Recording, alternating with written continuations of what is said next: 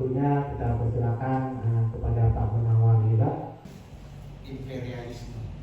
Jadi dalam sejarah imperialisme itu kan orang Inggris datang, orang Portugis datang, orang Spanyol datang, orang Portugis datang, orang Belanda datang, tapi mereka tidak berani untuk berlawanan dengan Aceh.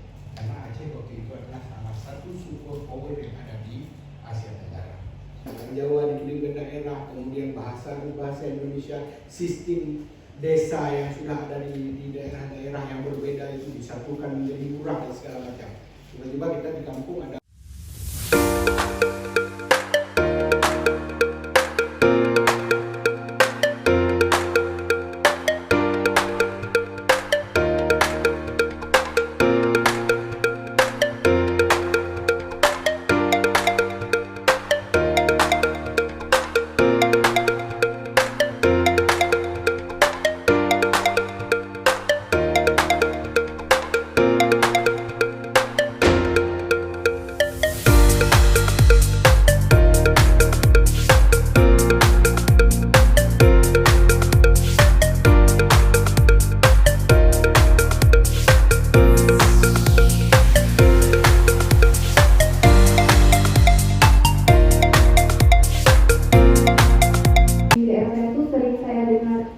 kalau Aceh itu digelar daerah yang intoleran.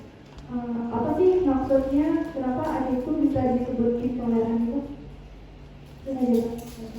Masa yang disebut dengan era globalisasi ini itu seolah-olah ada beberapa nilai yang sama, itu mau disamakan juga kepada daerah-daerah yang lain.